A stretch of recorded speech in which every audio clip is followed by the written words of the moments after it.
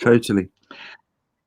Hello, everybody. I'm here tonight with Thornton Streeter, who is in Oregon, in the US of A, off the grid. And we're going to do the best we can to, Colorado. have a conversation about energy. Hello, everybody.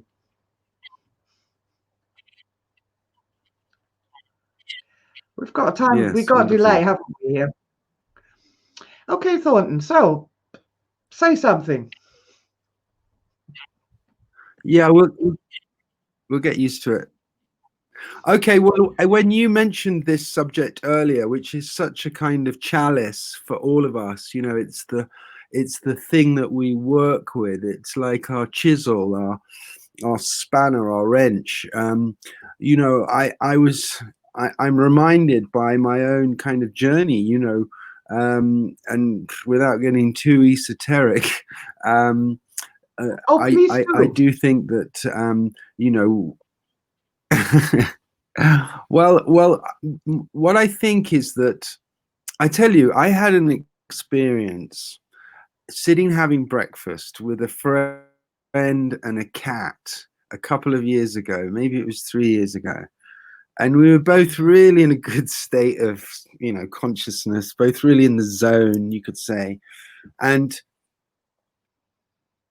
we both realized that when two people or more, or one, but there was two of us and a cat at this time, were in harmony and in tune with their environment, as well as kind of in the zone, you could step beyond the kind of the healing magic of personal kind of surgery, guided um, precision healing that we're capable of. We can transcend that, and it becomes something more miraculous. So what I'm saying is that, energy, when in communion, right down to the location, every cell of every plant and every molecule of every object in a harmony, then miracles can happen. And it's so bizarre, but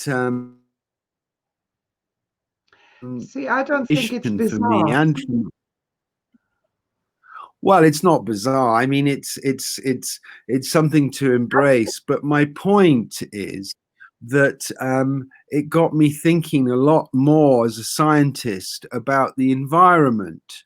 As I mentioned, kind of backstage with you, I've been very interested in distant healing and parapsychology, the 5 pillars of parapsychology, the amount of research that's been done into them. And clairvoyance and distant healing are our two kind of fields. And so this focus, if you like, on how the environment embraces one. I saw a post recently just on forest walking, as I think even in lockdown, it's something that worldwide we're able to do. Here in Colorado, the governor goes, safer at home, but we also have a big wild outdoors. And I think it's very important for people to I mean, I consider myself quite fit, but my fitness doesn't come from going to the gym. It's from chopping wood and having to dig a Yeah. trench and then fill it back up again, or whatever it is. It's a kind of aerobic or something exercise. And I've had a number of injuries to my skull and spine, but by keep moving and keep doing the basics of life. Now, we mentioned also living off grid, and I don't live in the kind of home where all I do is pay the electricity and water bill. I don't have an electricity and water bill, but what I do have is the need to, as I said, get wood. Sometimes we drink our own well water. We cherish that. the fact that our well water tastes better than you know, anything else. It really does. It's fantastic. But again, you know, we have to nurture it and work for it. And I think that is again a discussion about energy, because I believe that, you know, our eyes looking at the desk, looking at the blackboard, looking at the desk, looking at the blackboard, looking at the desk, we've been trained to kind of focus going on. And like I said, I've banged my head a couple of times, and I guess that's like a kind of karmic trepanning, because I do notice all kinds of entities dodging about.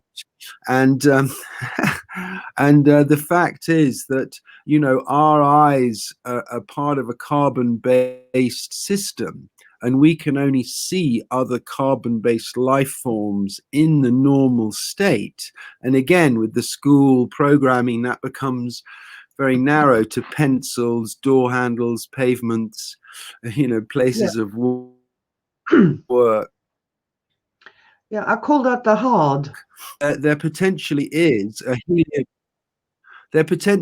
helium whale, you know, swimming through this space that I'm in right now, and therefore, you know, hundreds of other hierarchies of elementals from elements, you know, us being carbon based, certain of us able to peer into other elementals, in terms of sprites and so forth. And my point again is that when we hold such to H2O, the stuff you buy in a space for real water, the sprites, the life force, the energy, the word we use so limiting,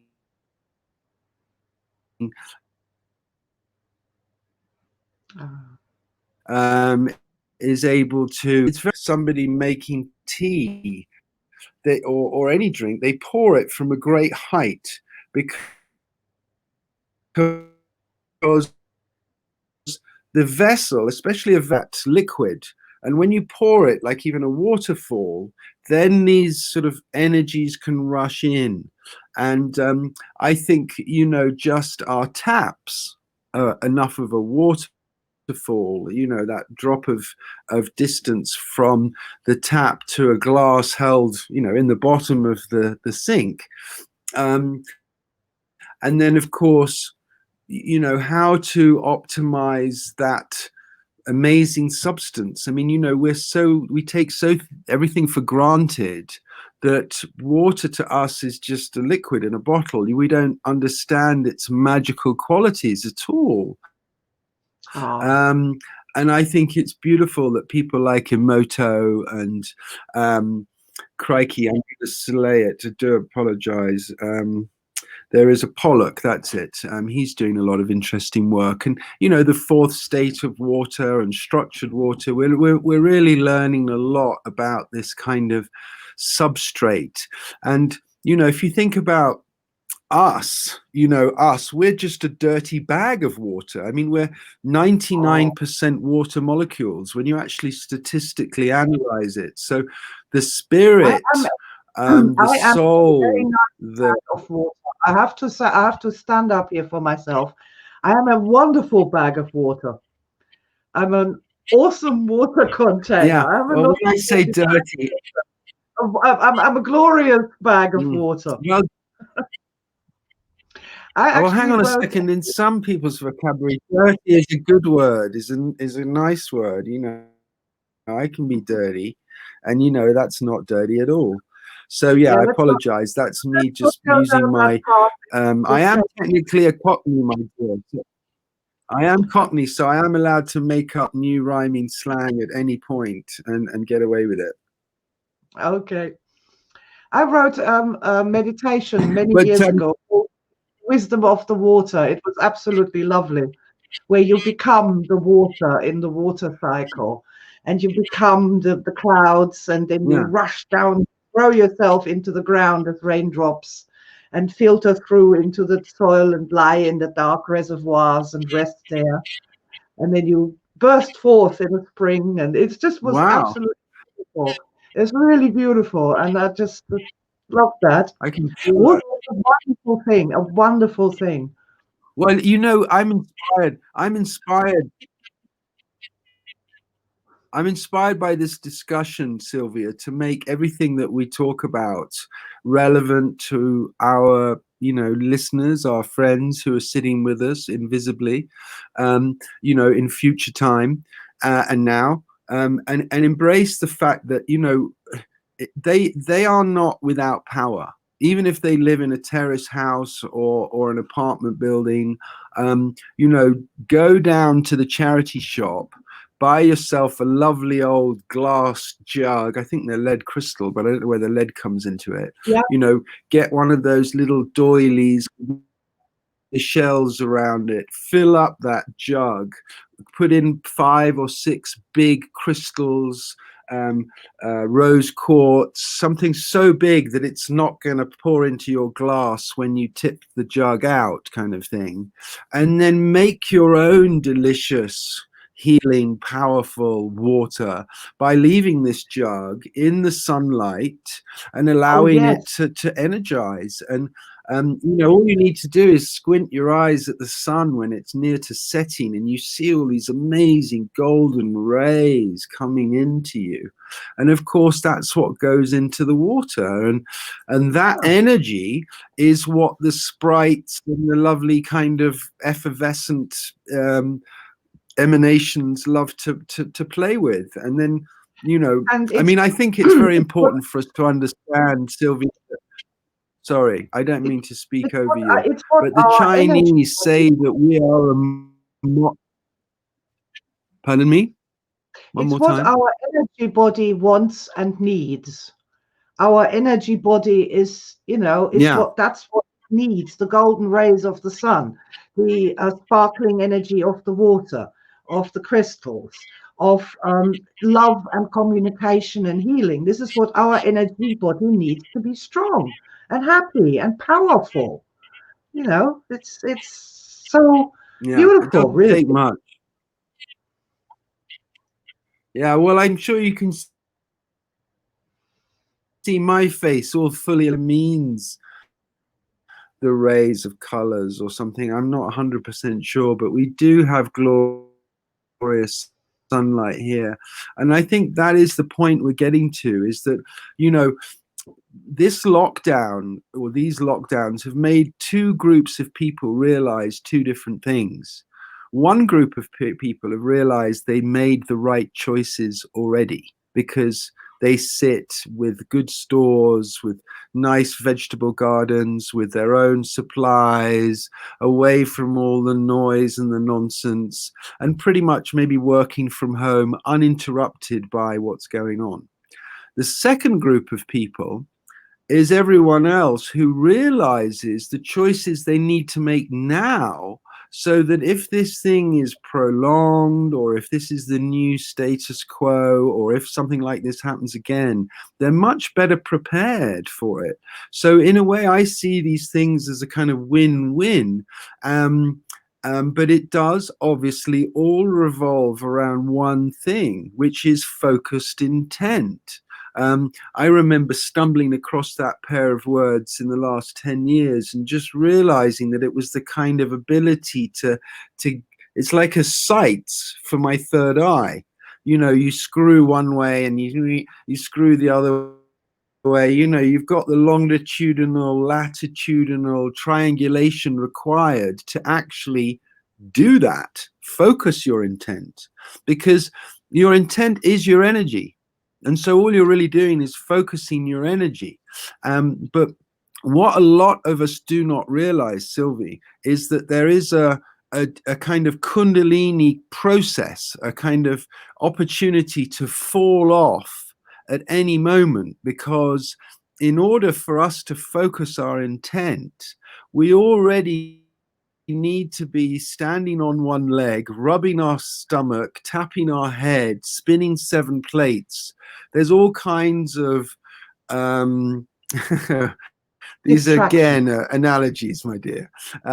There's all kinds of things, all kinds of. Well, it's what actually what I'm describing is presence. You have to be present to achieve focusing your intent. And this is something that I've really been exploring, because what's the difference between someone who is an active healer and someone who is latent, someone who perhaps hasn't connected with their own healing ability? Doing. And I think that latency relates to this um, presence. And I think that's what I would like to talk about. I have a wonderful analogy, an image, if you like. The Bristol Channel, the River Severn. Yeah. Well, certain times of year they have what's called a bore tide, where you get about 50 surfers, and this wave just suddenly appears, and it goes all the way down for miles down the river.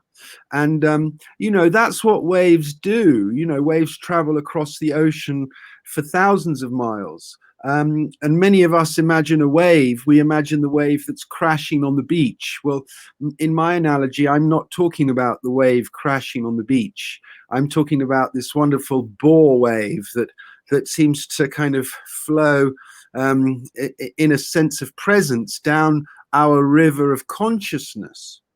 And therefore, we have an opportunity to ride on this wave. Now, this wave, in quantum physics terms, you could call it time, this moment, presence. Now, the question is, are you floundering on your board, being dragged along by this wave? Have you sort of tipped over the front of the thing? In other words, are you dragging your anchors in the past? Or are you kind of so busy with your filofax that you're sending tentacles into the future? The question is, are you here, present on the board, riding this river, riding this wave of time down the river of your own consciousness? And that's what I mean by standing on one leg and tapping your tummy and rubbing your head and spinning 7 plates. It's a challenge to be present. But when you're in that present state, Silvia, what you get is you get access to these higher faculties, which certain of us take for granted because we're in that higher state. You mentioned meditation. Well, that's a wonderful tuning fork to regulate us back into state. But my point is that it's actually quite well mapped. It's a bit like snakes and ladders. Is our consciousness stuck in kind of fight or flight or fear mode down in the base chakra? Or are we able to elevate ourselves into a present state so that then, as I said, we have access to this incredible triage that is required for focused intent? Because focused intent occurs when we're in touch with source, and when we're in grace with source, when we're humbled to source. And that's why I'm holding my hand on the top of my head. It also requires our glandular spirit level, the pituitary and pineal, where these two kind of color-coded quantum devices can be tuned and focused with this calibration of divine source and this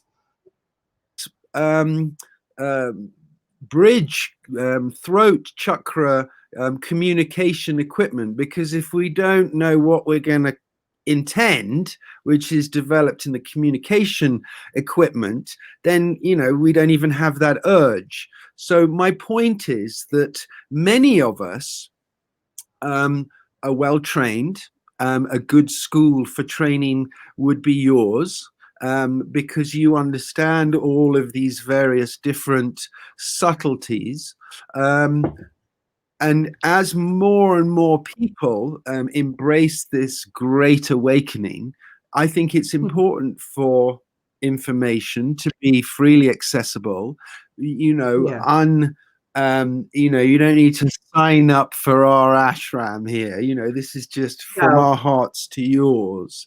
Yes. So people, even if it's just an analogy, get to understand what it is that's required. Because if I'm thinking, I'm off the record. To me, the needle is on the record of focused intent when I know, and it's like I'm speaking, but there's no script. It's just coming out. There's no time to rattle stuff around what we think is thinking in this can of beans. None of that. Thinking, I mean, in my work, overthinking is one of the biggest issues that holds people back from Oh, I their agree own with that. divinity, from claiming Yeah. their own divinity. And so this precise state, it's very lithe. It doesn't mean fit, but it means precisely, humbly, divinely connected, so that we can then get on and do this precision surgery, whether it's on ourselves momentarily, or whether we're actually in the paddock, or in the theater, you know, operating. I have found that the path to the high enlightenment state is personal happiness. This is why Yeah. we've called Well, it that's your a very happiness. simple mantra. It's very simple. It's the things that make us actually feel happy. And that could be love or fresh water or walking in a forest or being in love with something or someone. The happier we are in ourselves, the more our consciousness expands and the more easy it becomes to ride the wave of time, and also just to notice things, to the beauty and the sprites. It's a thing about essentially being happier. When people become happier, they step into these abilities, these functions that you don't have when you're unhappy or when you are stressed. So it's been sort of my life's work to explain energy through happiness, through actual happiness, rather than I think sitting that's on very your, clever. I think, you know, yeah, I'll just give an example from a scientific perspective, if I might. I mean, it's definitely esoteric science, but I'm just going to step away from the camera 1 second. I wonder what he'll bring us. I'm looking forward to. Wonder if it's going to be the cat. Yeah, well, here we go. I do have all kinds of gadgets, as I'm sure you imagine. And, you know, these are not in size, but I think you get very quickly what my discussion is about. So, for Divining example, rod. I mean, I've done it so many times. I've done it so many times with coat hangers. But here you are. This is a kind of a concept, which is totally, you know, in on board. Okay, so you said the right word, divining rods. Some people call it them dowsing rods, but divining rods. So what is it that we're divining with these rods? And if we talk about what you just mentioned, the expansion of consciousness, well, what does that look like? And what does that measure like is how I see it. How, what you say, Silvia, how do I measure that? And what's so beautiful is that I don't need anything more than these two coat hangers to measure the kind of happiness index. I mean, obviously we have the biofield imaging, blah, blah, blah. But the fact is that the sun is seen in a park and they're with a group of people. Say you take a class out in your lunch break in a workshop or whatever it is. I mean, COVID, I don't know what. You have the divine, you're measuring someone's divinity. Yes, that sounds It's fun. fascinating how far away from them these outer kind of boundaries, and they're not boundaries as such, they're just the extent to which some aspect of that multidimensionality exists. So it appears to be a boundary, and it has the wonderful effect of acting as a boundary because our energy field reflects things in the same way that the atmosphere around the planet reflects things. The Van Allen belt protects us from many cosmic, or let me to incoming, Radiation. well fractalized. Things tend or can go back to whence they came. But my point about this divining rod is that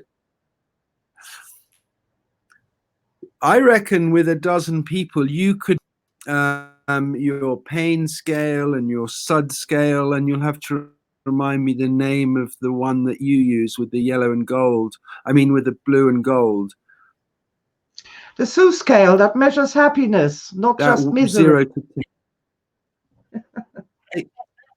Exactly. So that's where we're at. So we've, if you've got a couple of parameters, like a nice scale that's been used in a study, and then you've got your divining rods, and of course there are modern versions of this, little devices like this, which we can use to measure, the doings. But also, as you imagine, now that we've got our lovely online biofield system, which you can use on any phone or any computer. So without going to, because in our network could do a study into one of your modalities at a distance, and therefore COVID aware, using various different methods, including your scale and including the imaging system. So on that basis, while we're, some people are writing books, other people are doing research, because there's certain things we can't do right now. We can't really do in-person workshops, for example. So it might be an interesting way for us to get engaged further. Anyway, I don't know where that all came from. It's my can a scientific study be called The Colors of Happiness? Oh, absolutely, yeah. And what's so beautiful now is that you've got so many platforms. I mean, 10 years ago there was 5 journals. Now they're excited to especially ones that are pushing the envelope on neuroscience and beginning to understand, the relationship between neurofeedback and well-being. I mean, happiness is a funny word, isn't it? And that's why I think I came up with this dowsing rod example as sort of how you would go about measuring it. I can tell you how I would go about measuring happiness. I can tell you this, absolutely. It's measured in performance. So anything you want, any kind of human performance you want to measure, like accuracy in shooting a gun, accuracy in typing and spelling, accuracy in observation, information retention, ability to keep attention. I mean, any which way you want to measure this, any which way, wow, the happier a person is, the better they will perform physically, emotionally, and mentally. And that's across the board. The more active and better the energy system works, and that's right. the happiness part, the better people perform across the board. So you have, all sorts of ways to measure that. What we have, for example, well, I like mistakes in typing input in a computer programmer, for example.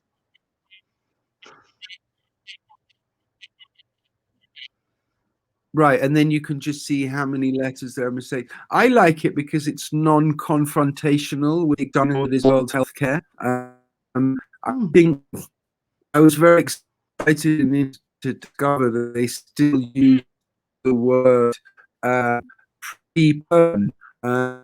In we know the word postpone, but we don't really use prepone. And it's when you bring something forward. Know what tragedy diagnosis is. God bless the NHS and how brilliant they are, but the technology and the cul-de-sac that science went down by endangering us when we have scans and not identifying things early enough. So my point is that if we can prepone the assessment process and identify weather forecasting, if we can, then everyone can get out of there and they can board up the glass. It's a bit like that. So if we know someone is going to have an experience, then we can adjust and support and hold space for their happiness in a 6-month window. And they never, because we've application. So there is a specific set of things we and they need to do. As you said, they may be really good at typing, but they may be hopeless at shooting that precision rifle. So there may be one layer emotionally, spiritually, metaphysically, which is disturbed. Well, that's the thing, Thornton. That is the thing, that the performance will improve. So if the person is hopeless at shooting a gun and you make them happy, they'll be slightly less hopeless They'll to be the point even more hopeless. So it's an overall, this basic happiness thing, make people happier, get them to a point where they're actually happy and smiling and, energized. They will perform better compared to themselves, not to compare to anybody else. Okay. They will perform Well, better. This is seeing as we're in one of these live wire discussions, then you're going to have to let me fly with this, because one of the issues that we have, and I have to say that I've got a brilliant young colleague called Shashi, and I love to mention his work. He's one of the most widely published experts in consciousness. When I say published, proper research papers, and he's only 23 or something. But the point is that we have a very anthroposophical perspective to any subject, and I may have slayed that word, anthropomorphic. I'm not quite sure now, but we have a very man, I, me perspective on everything. Consciousness included, and a lot of the work that Shashi has done. Yeah, a lot of the work Shashi's done into identifying the consciousness window, the spectrum, if you like, for such things as snails and birds and all kinds of different creatures. So then you can stand back and go, the perspective from nature, this tiny little window thing, in this massive spectrum, it's actually a kind of and how it relates to us. And so I think a lot of the excitement, a lot of the new stuff that is being released and coming out and being realized is by us letting go of the control of it. And I think that's where dare I say the women come into it, because we've had a very kind of male results based scientific kind of thing, and one questions whether, I mentioned this cul-de-sac that modern medicine has been taken down. I wonder whether the spirit energy of the female is what is happening now. I'm comfortable talking, as you know, about our river of consciousness, and I think that river meanders. I think it cuts in and undermine ivory towers, and then with all that energy it then swings back, and we have this wonderful kind of yin yang, male female, Ida Pingala dance through life. But I was fascinated that perhaps the word energy that we dropped in like a mic on this session at the beginning and happiness are actually two sides of the same coin. And at the same time, you know, when I think about my animals that I get to live with and they guard and look after us, yeah, that I know when my animals are happy, you know, I mean, don't get me wrong, I mean, you know, and they get edgy sometimes as well, you know, there's stuff that goes on, but the point is it is a full spectrum thing, and tadpoles and even our favored stones, you know, we could say they're happy because we cherish them in an you know, envious and, you know, precious kind of a way. We just appreciate these things for what they are, and there's a feedback loop. And so I think that's also very important, you know, this radiance that you speak about that expands as we're more happy. I think it's all nourishment that maybe the apple that Adam and Eve kind of hit them on the head in a very you know, important way, but you know, also such wonderful tools we discussed earlier as well. But then, you know, not to be afraid of modern tools. You know, I think as long as your phone has a good condom on it, and so you can have safe texting, you know, some kind of energy chip, some kind of, yeah, I mean, this is Slim Sperling's technology for harmonizing phone, but also making the whole 200 meters all around me harmonized. So if I'm in an airport, everyone else on their phone is all harmonized. Now, obviously, we wish we could build a grid of these kinds of things, but the point is that I think, obviously, deeply, it's all a divine revelation. And so, Yeah. on a deep level, I think a lot of the things that we speak of superficially are actually just illusions. But in spite of that, they allow us to calibrate and have discussions and to make analogies and to teach and to learn.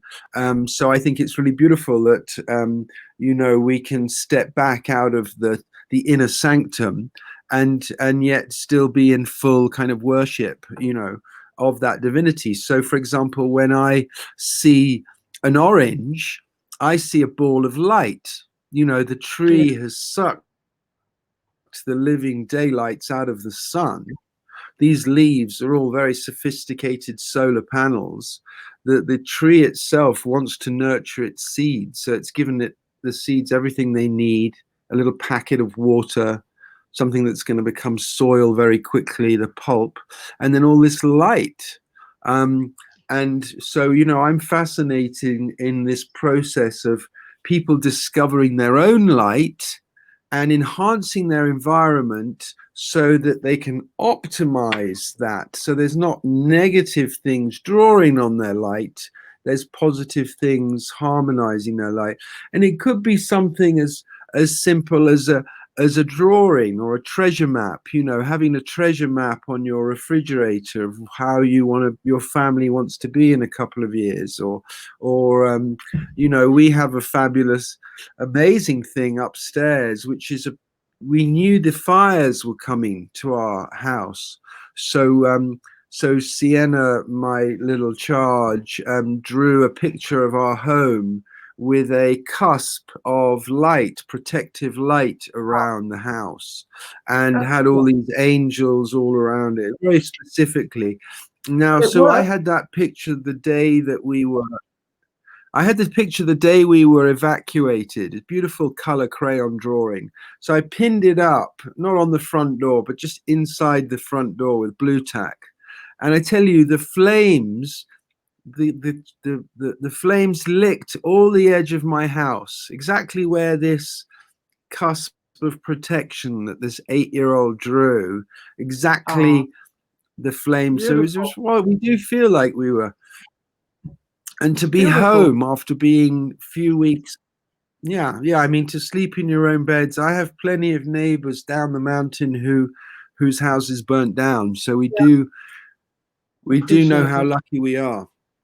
And so I think it is important, not just to kowtow to our environment. I mean, many of the people that you and I you know know, they wouldn't be able to tell you whether it was full moon next week or last week, because they live in a building which, they don't see the sky. Yeah. And I have to go outside quite a lot in the pitch black, turning generators on, or I don't know, buggering about with something. And the sky is just so epic. It literally takes your breath away. You're like, I mean, you just feel such a tiny little speck on this amazingly awesome living ball. And it's such an honor to have all this light shone upon us. What the heck are we going to do with it? Yeah, but that is this happiness I am talking about. This is the happiness of Yeah, seeing those stars and having this wow experience that you can't have in any other way. And that is that expansion and the connection to the all there is, to everything. And this deep feeling of being at home and being amazed and grateful to be here. It's yeah. that's the expansion. And I love the term that you used, the light within the orange. And that's really what I want to see is people's lights starting to shine again, to radiate again, so that they can Yeah. connect again with the all there is and Well, you know what? that joy. That's so juicy, though. That's so juicy because it kind of comes back to this thing that I was talking about earlier, which I mentioned snakes and ladders. So if we unconsciously go through the game of life, sure, we're going to run up a ladder, but we're just as likely to slide down a snake. And so, how do we stage manage our own reality so we're not kind of exposed to these sort of various, pitfalls and opportunities? How can we and I'm getting to my point, which is it possible, uh, from a Vedic perspective, there are three paths to that. You spoke about realization or enlightenment earlier. There are three pathways. One where you I'm probably going to slay this, so if there's any kind of colleagues, do apologize, but I'm give me a bit of poetic license here. One where you're in service, maybe for many lifetimes, and you go through this act of grace and realization through service. Another, and bhakti, another pathway is through devotion, where you may say a mantra 10 million times, and then on the 10 millionth time, bing, you have this state of realization. But there is also this other thing, and it takes us to another board game. We jump out of snakes and ladders into Monopoly. And are we having to buy all these houses and hotels and corrupt and indebt everyone else around the table? Or can we just claim our own healing right now? Can we roll the dice and land on 400, go and collect 400? Can we do that? Is there a ladder from 0 straight up to 108? Do we have to fuck about with the game? Can we get into a state of presence where whatever it is on the happiness scale, maybe I'm a 4 or a 6, is there an opportunity for me to go straight to a 10? Because Yes. this then becomes the simplest masterclass of all. What is that trigonometry which allows me to go, fuck it, I'm having it, total happiness, total healing, and then I got it. I can answer this. Bang. Actually. Wow. I can now answer this, how we do this. The thing is that people who are interested in what we do, they have already done it. They have already had the experience of going whoosh. It is in their high positive memories. They've already done it, and all they need to do is put their attention on it, like you say, on these experiences that they've already had, rather than all the traumas they've had. So when you remember how it was, for example, you stepped outside, you saw the Milky Way in the sky, and you had this enormous sense of expansion.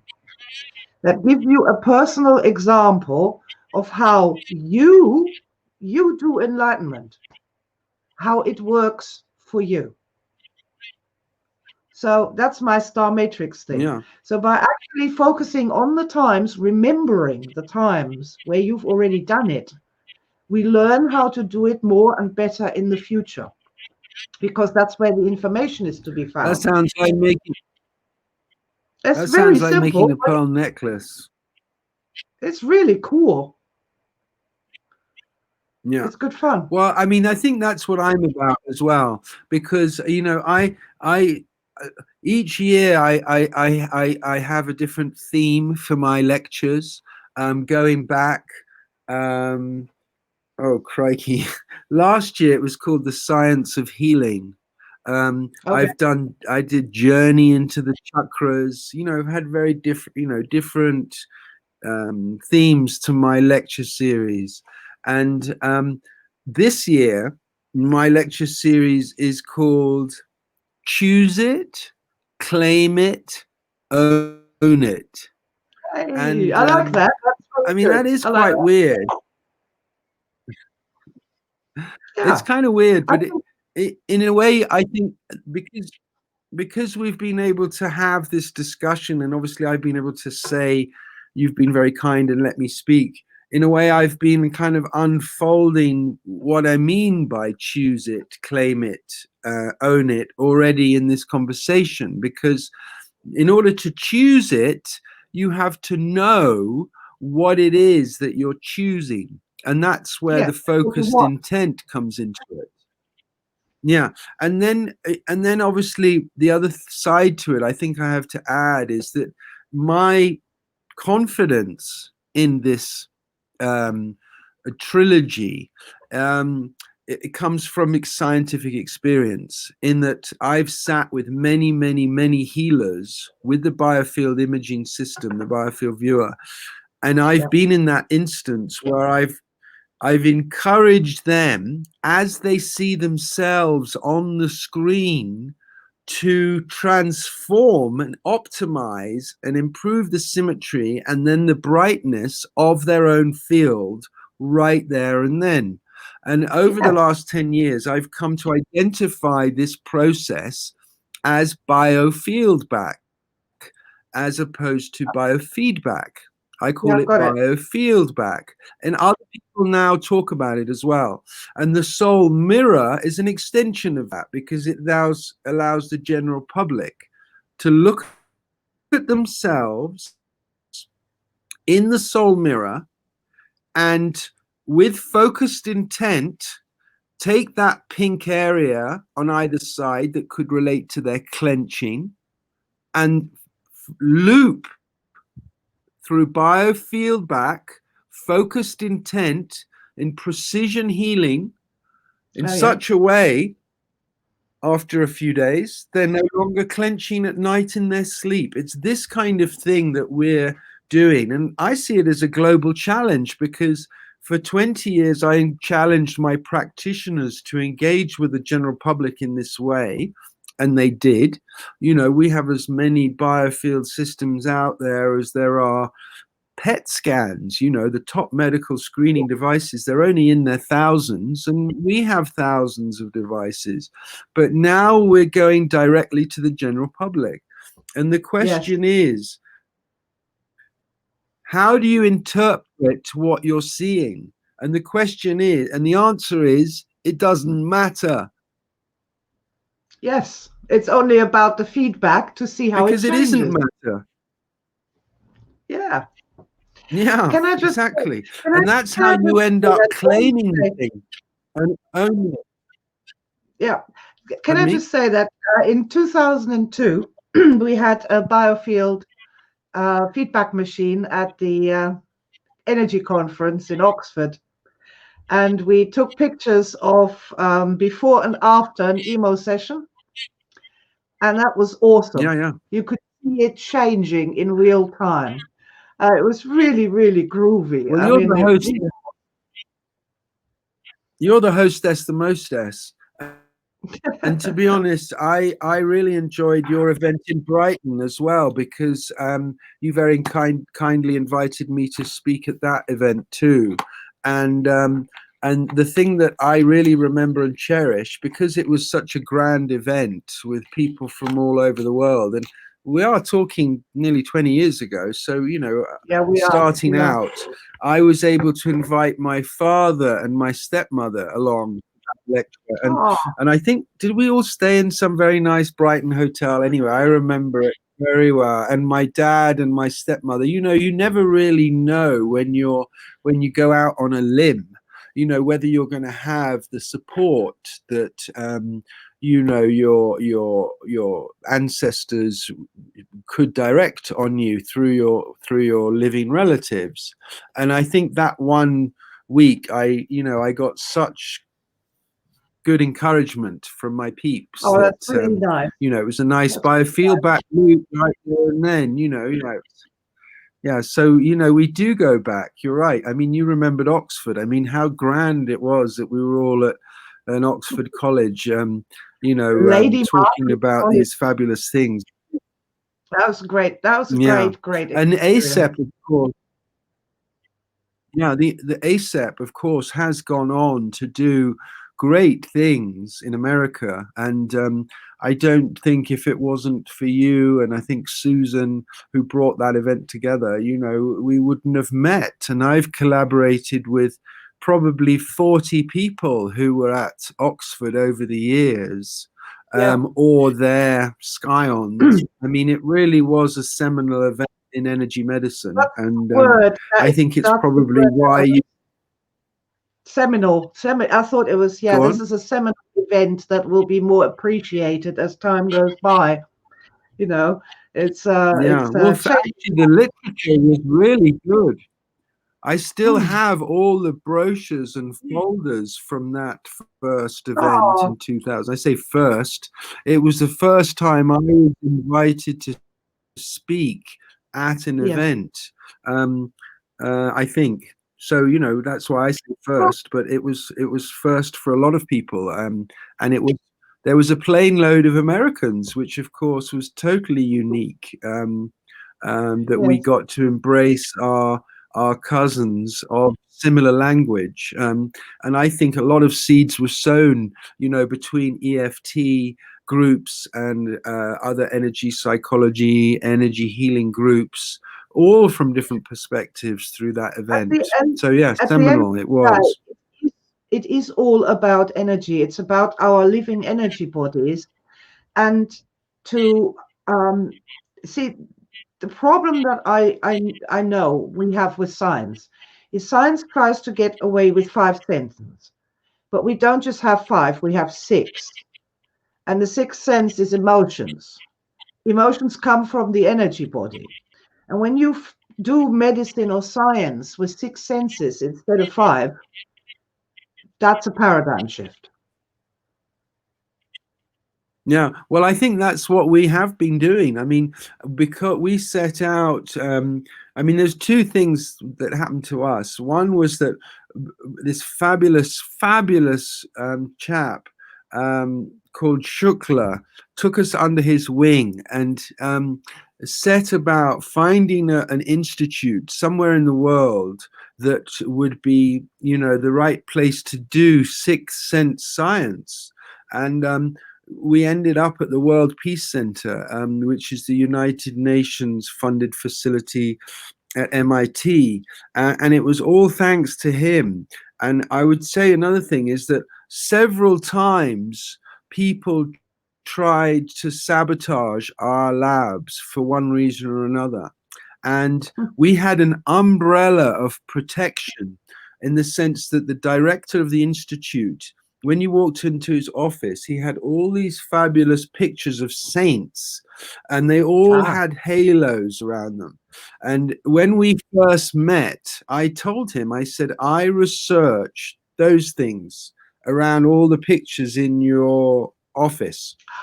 Nice. And from then on, like he totally covered he totally covered my back. And yeah, I mean, like I said, we had quite a lot of sabotage, but right now I think science and dance get to play together.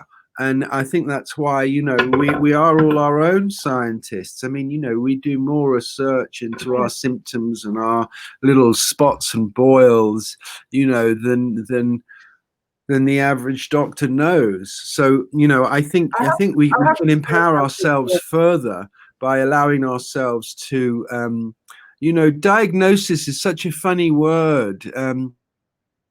I like to break it down. Die means two, means not, and gnosis means to know. So in my book, diagnosis means two people don't know. Pardon? That's quite funny.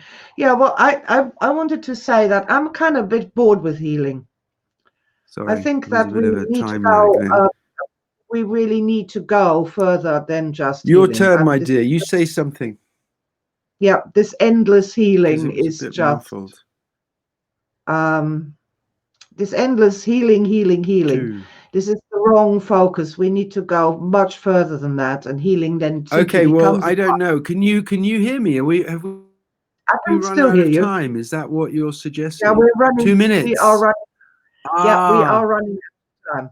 We are running out of time, but we're still live. We're still on. So shall we say good night to our friends who are listening?